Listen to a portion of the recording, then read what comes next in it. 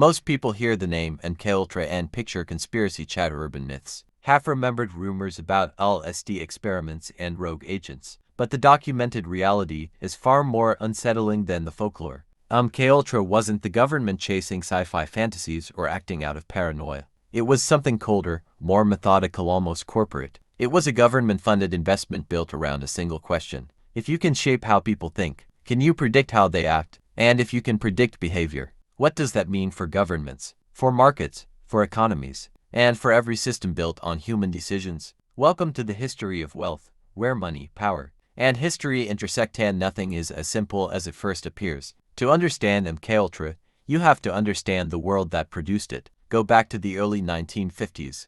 Globalization was still in its infancy, but fear was rampant. The Korean War had ended, and American POs were returning home with bizarre statements praising communism, confessing to impossible crimes, speaking as if something fundamental in their minds had been tampered with. Rumors swirled about Soviet hypnosis research, Chinese thought, reform, and psychological techniques that seemed as dangerous as weapons. The Cold War wasn't just a standoff of missiles, it was a battle for the human mind. Inside CIA headquarters in Washington, one idea took root. If an enemy can break the mind, maybe the United States can learn to control it. And if it can control it, it can use it. In 1953, CIA Director Allen Dulles approved a program called MKUltra. On paper, it looked like research. In practice, it functioned like a covert investment portfolio, massive, unregulated, and almost entirely unmonitored. Over the next 20 years, MKUltra expanded into 149 officially acknowledged sub-projects and likely many more erased from record. The agency funneled money through fake foundations, front organizations, and respected universities that believed they were receiving ordinary research grants. In truth, they were participating willingly or unknowingly in one of the most ethically catastrophic programs in U.S. intelligence history. The methods ranged from reckless to monstrous: high-dose LSD without consent, isolation and sensory deprivation, hypnosis, extreme electroshock designed to repattern personalities, psychological dismantling. If there was a boundary, the project crossed it. But here's the part rarely discussed. MKUltra wasn't just about control, it was about economics. Beneath the cloak and dagger theatrics was a belief that human behavior could be molded and that shaping behavior could shift power across geopolitics, markets, and society itself. And while MKUltra worked in the shadows, corporations were openly pursuing the same goal. Advertising agencies on Madison Avenue were rewriting persuasion. Behavioral psychology was turning into a tool of commerce. The post-war consumer economy was exploding, and companies wanted to understand what made people choose, spend, and stay loyal. Two worlds, one covert, one commercial, were asking the same question: how do you steer human decisions? Look at the architecture of MKUltra and something becomes clear. The intelligence community and the marketplace weren't just parallel, they were learning from the same playbook. The CIA didn't operate MKUltra alone, it outsourced, it subcontracted. It funded psychiatrists, chemists, neuroscientists, medical doctors, and professors. Harvard, Stanford, McGill, dozens of hospitals, pharmaceutical companies, even prisons. The agency didn't build a program, it built a shadow research economy. Millions of dollars flowed into academic labs under the banner of behavioral research. Pharmaceutical companies were paid to supply exotic compounds.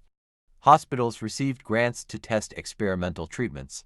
Researchers were quietly encouraged to set ethics aside. This network revealed a brutal truth: when institutions chase influence, the money flows freely. MKUltra's real objective wasn't just to break the mind, it was to learn how to predict it, nudge it, weaponize it.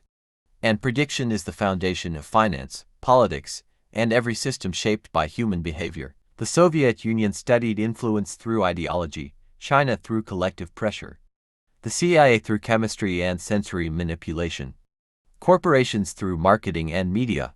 Different tools, same ambition. MKUltra didn't fail, it transformed. Its lessons migrated into institutions that never needed secrecy to use them. By 1973, in the wake of Watergate, MKUltra became a political liability. The CIA destroyed most of the records, literally ordering whole archives to be burned. Only stray financial documents survived because they were misfiled. But while the program died on paper, the insights did not. The idea that human behavior is influenceable became the seed for a new era, an era where control no longer came from chemicals or hypnosis, but from systems, incentives, and eventually digital platforms. Let's trace that evolution. MKUltra ran the first leg, proving perception could be distorted and behavior altered. Universities then advanced the research into cognitive biases and decision-making. Marketers refined emotional targeting. Political strategists developed message engineering. Media companies built attention-optimized formats. And finally, tech companies created platforms that track, measure, and algorithmically influence billions of people every day. What the CIA attempted with drugs, Silicon Valley achieved with code. Behavioral psychology merged with economics. Kahneman and Tversky demonstrated that humans are not rational actors, they're biased, emotional, and predictable. These insights shaped policy, finance, marketing, and eventually the digital economy. The internet brought something MKUltra could only dream of: voluntary mass surveillance. People freely shared their preferences, habits, fears, and desires, data worth more than any experiment. And today, influence is subtle, personalized, and woven into every feed, notification, and algorithm. Platforms don't need to control your mind, they only need to curate what you see. From there, behavior becomes predictable. Markets run on emotion, fear, confidence, expectation, and those emotions are now measurable, targetable, and in many cases, steerable. A meme can move a stock price. A panic on social media can start a bank run. A well-designed product can increase consumer debt. Polarization can shift currencies. Algorithms can shape narratives that influence markets. This is the world MKUltra foreshadowed, a world where behavioral influence isn't a covert operation, it's an industry. And the most valuable resource isn't all gold or even data. It's attention, it's belief, it's consent. That is the lesson MKUltra leaves behind. The program itself collapsed under its own brutality.